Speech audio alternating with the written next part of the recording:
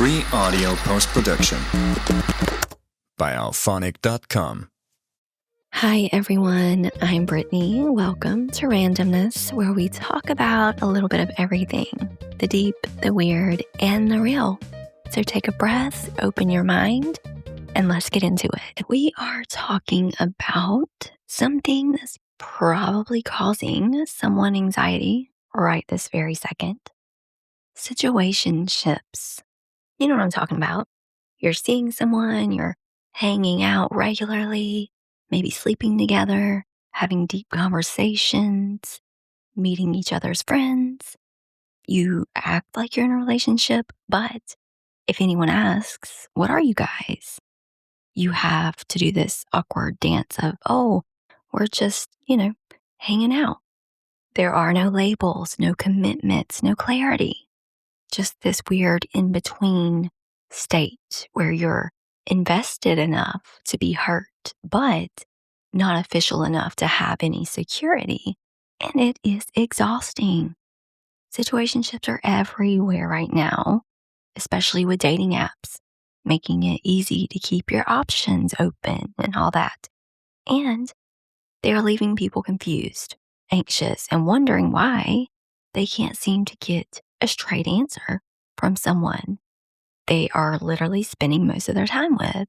So today, we're going to dive deep into situationships, what they are, why they happen, how to recognize you're in one, why they hurt so much, and what to do about it. So to start off, a situationship is a romantic or sexual relationship that hasn't been defined or labeled. It exists in the gray area between casual dating and a committed relationship. You are doing relationship things, you're spending time together, being intimate, maybe kind of being exclusive, but without the actual commitment or clarity of a relationship. Now, some key characteristics include no labels or definition. You're not boyfriend, girlfriend, not partners, just something. Ambiguity about the future. There's no conversation about where this is going. Inconsistent communication. Sometimes they are super present. Sometimes they ghost you for days. And you do couple stuff, but can't call it a relationship.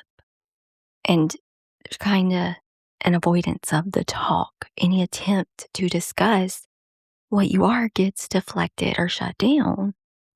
And often one person is hoping it will become official while the other is cool with things as they are. And a lot of the times there's no introduction to important people. You might meet friends casually, but not family or important people in their life.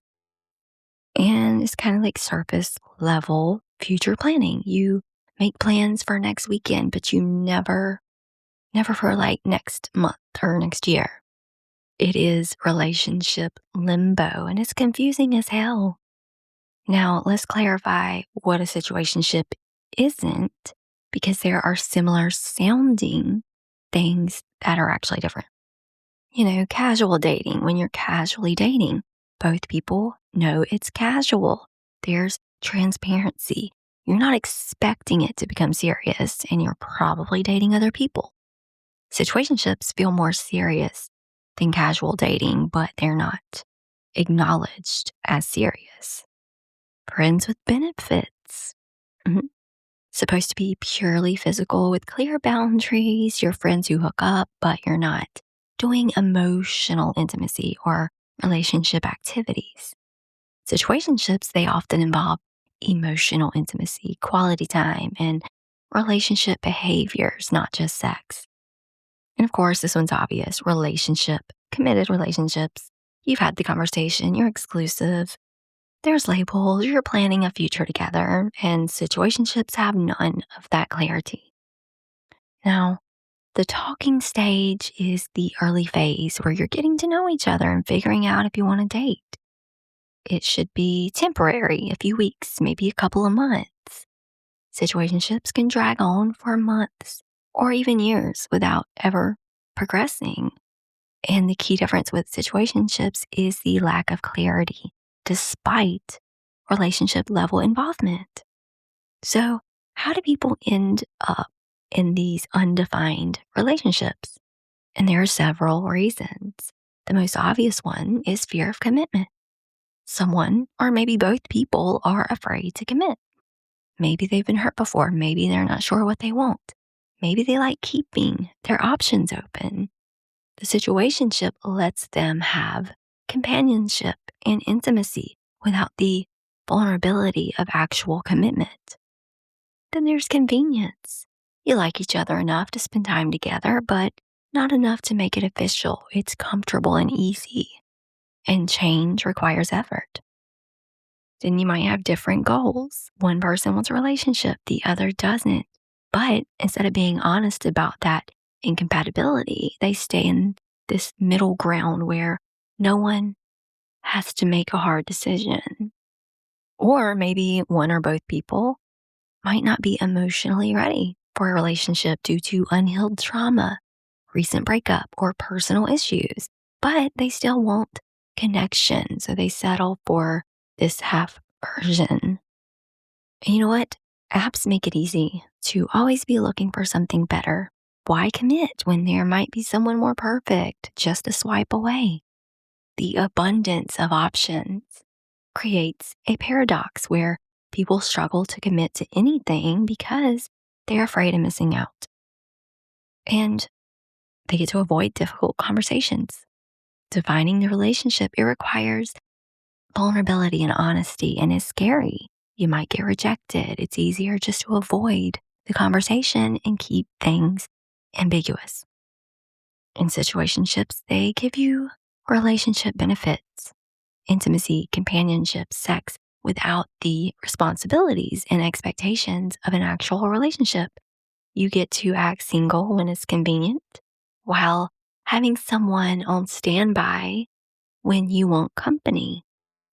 And sometimes people accept situationships because they don't believe they deserve more. They would rather have this person in some capacity than risk losing them by asking for clarity. Okay, so how do you know if what you have is a situationship? Well, let me tell you some signs. You can't describe what you are. When your friends ask about your relationship status, you kind of stumble through an explanation. And you never discuss plans beyond the immediate future. No talk about holidays, vacations, or life goals together. And your relationship status it's complicated and it stays that way for months. And you're doing relationship things, regular hangouts, sleepovers, meeting friends, deep conversations, but without the label. Maybe communication is inconsistent. They might text you constantly for a week and then barely respond for days. You're afraid to bring up the relationship talk. You want to ask where this is going, but you're scared that it will end things. They keep you at arm's length emotionally. You can only get so close. There's a wall you cannot get past. You haven't met their family or close friends. Or if you have, it was very casual and you weren't introduced as significant. And plans, they're always last minute. They don't plan ahead with you because they're keeping their options open. And maybe you feel anxious and insecure because it just creates constant anxiety about where you stand. They have explicitly said they do not want a relationship, but their actions suggest otherwise. So you just stay hoping they'll change their mind. You are exclusive, but not official. You're not seeing other people, but you've never actually had, that exclusivity conversation.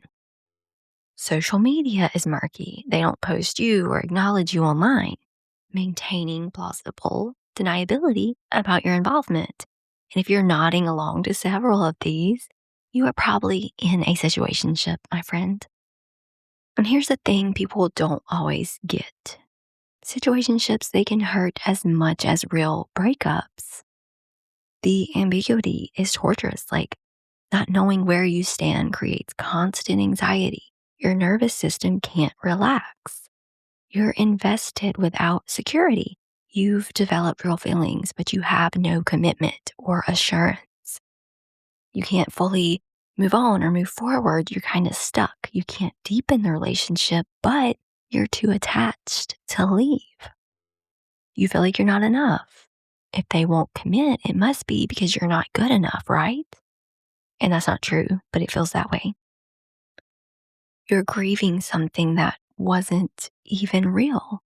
People might dismiss your pain because you weren't officially together, but your feelings were real. You waste time. Months or years pass while you wait for someone to choose you. Time that you could have spent meeting someone who actually wants what you want. And it damages your self-worth. Accepting less than you want and deserve. It takes a toll on how you see yourself. And you can't set boundaries because there's no agreement about what you are. You can't really establish expectations or boundaries. The inconsistency is destabilizing. The unpredictability of their behavior keeps you off balance and anxious. And you lose trust in your judgment. You second guess everything because their words and actions, they don't match. Situationships are emotionally exhausting because you're constantly managing uncertainty. And you know what?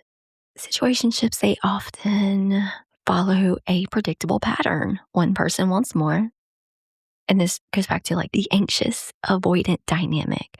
One person wants more, anxious. The other wants space. They're avoidant. The anxious person, not ancient, my bad, is pursuing clarity and commitment. They are the one wanting to define the relationship, making plans, seeking reassurance. The avoidant person is pulling away from commitment. They like having the person around, but freak out when things get too serious. The more the anxious person pursues, the more they retreat. And this creates a push-pull dynamic where neither person is getting their needs met, but they stay stuck in the pattern. And if the anxious person thinks, if I just prove I'm worth it, they'll commit. Guess what? The avoidant person thinks, if they would just chill out, this would be fine. And neither is wrong. They just want incompatible things. And without honest communication, they just stay trapped in this little back and forth dance. And there's this thing that happens in situationships where one person, often women, but not always, pretends to be totally fine with this. You act like you don't want labels either. You're chill, low maintenance, not clingy. You don't ask for clarity because you don't want to seem needy or scare them off. But inside, you're going crazy. You want more. You want commitment. You're just pretending you don't because you think that's how you keep them. This is kind of like the cool girl, cool guy trap. And it's really a form of self-betrayal when you fake being okay with less than you want. You're just teaching people that you don't have needs or boundaries. You're also building resentment that will eventually just explode. And here's the worst part. They're not even getting the real you. They're getting a performance of someone who is fine with breadcrumbs. How could they possibly commit to you when they don't even know the authentic you? Stop performing nonchalance. If you want more, say so. Their response will tell you everything that you need to know. If you are in a situationship and you want clarity, you need to have the conversation. So all you need to do, choose the right time. Not after sex, not when you're drunk, not in a public space, somewhere private where you can both be honest and be direct. Don't hint or dance around it. Just be like, I want to talk about what we are and where this is going. Express what you want. I really enjoy spending time with you. I'm interested in seeing if this could become something more official. And ask what they want. How do you feel about that? What are you looking for? And listen to their answer. Really listen. Don't just hear what you want to hear. Be prepared. for any response. They might want the same thing. They might need time. They might not want a relationship at all. But do not negotiate your needs. If they say they do not want a relationship but want to keep seeing you, you have to decide if you can genuinely be okay with that or if you need to just walk away and set a boundary. If they need time to think, that's fair, but set a timeline. Like, I can give you a couple of weeks to think about it, but I need an answer by then. And follow through. If they can't or won't give you what you need, you have to be willing to leave. And yes, the conversation is scary, but you deserve to know where you stand. Now, here's a hard truth. When someone tells you they don't want a relationship, believe them. Don't stick around hoping they'll change their mind. Don't convince yourself that their actions contradict their words. Don't think you will be the exception. I don't want a relationship means I don't want a relationship with you specifically, or I don't want a relationship with anyone right now. Either way, the outcome is the same. They're not available for what you want. And here's the thing. People who want to be with you make it clear. They won't leave you guessing. They won't make you work to convince them you are worth committing to. Someone who wants you will show up. They'll be consistent. They'll be excited to define what you are. They will introduce you to people. They'll make plans for the future. And if they're not doing those things, it's not because you're not enough. It's because they are not ready, not interested, or not capable of giving you what you deserve. So let them go. So if you've decided you need more than what a situationship offers, here's how you can end it. Just have a clear conversation. Don't ghost anyone. Don't fade out. Just straight up be like, this isn't working for me anymore. I want something more defined. And since you don't, I need to move on. And be clear that you're ending things, not just taking a break or hoping they'll change their mind. Don't let them convince you to stay. They might try to negotiate, promise change, or ask for more time. And if they've already given time and nothing's changed, don't fall for it. And if necessary, block or delete them. If you can't trust yourself not to reach out or respond, remove the temptation. And even though it wasn't official, your feelings were real. Let yourself be sad about it. And please do not jump into another situationship. Take time to process and figure out what you actually want. Figure out why you accepted less than you wanted and how to avoid it next time. Ending it will hurt, but staying in something that's not meeting your needs hurts more in the long run. Now, if for some reason you keep ending up in situationships, you need to communicate early within the first few dates. Talk about what you're both looking for. It doesn't have to be heavy, just honest. And watch actions, not words, because people will tell you who they are through their behavior. Believe what you see, not what you hope to see. And please have standards. Decide what you need in a relationship and don't compromise on your non-negotiables. And if you want commitment, don't act like partners before you've established your partners. Do not do relationship things without the relationship. And if you have been seeing someone for a month or two and there's still no clarity, bring it up. Don't wait 6 months. And you need to be willing to walk away. If someone can't or won't give you what you need, have the self-respect to leave. People who know their value, they don't accept crumbs. Do the work to believe you deserve more. So work on your self-worth. And just watch out for red flags. Do not ignore them. And, I don't want to be all doom and gloom. Sometimes the situationships, they do become real relationships. And usually that happens when both people genuinely weren't ready for commitment at first, but developed feelings over time and eventually decided to commit. Or maybe the timing was off, and when circumstances changed, they were able to commit. But here is the key. These success stories involve someone actually stepping up and choosing commitment, not someone hoping and waiting indefinitely. If your situationship is going to work out, there will be clear forward movement. They will acknowledge your relationship. They'll meet your needs. They'll show up consistently. And if that's not happening after you've expressed what you want, you're not in a situationship that's evolving. You're just being strung along. So, you know what? Situationships, they're not inherently bad if both people genuinely want the same thing and are honest about it, but most do involve one person settling for less than they want and hoping the other person will commit. And that's not sustainable. That's not healthy. That's not fair to you.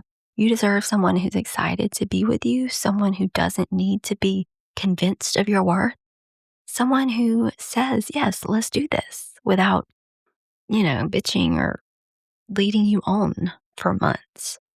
And if you are in a situationship right now, ask yourself, honestly, is this what I want? Or is this what I'm settling for? If it's what you want, great. But if you're settling, hoping, waiting, well, guess what? You deserve better. So have that conversation, get clarity. And if they can't give you what you want or need, walk away because your person is out there, but you will not find them while you're stuck waiting for someone who will not choose you. So you get to decide what you will and won't accept in your romantic life. You get to ask for clarity. You get to want commitment. You get to walk away from anything that doesn't serve you. So stop settling out of fear that asking for more will push someone away. If wanting more pushes them away, they were not yours to begin with. Trust yourself, know your worth, and don't waste your time on someone who won't claim you. Okay? But anyways, guys, thank you for being here today. If you are in a situationship and this hits home, I am sending you strength to have that conversation or walk away. You deserve more than breadcrumbs. You deserve the whole damn meal. But until next time, know your worth, set your boundaries, and remember, if they wanted to, they would.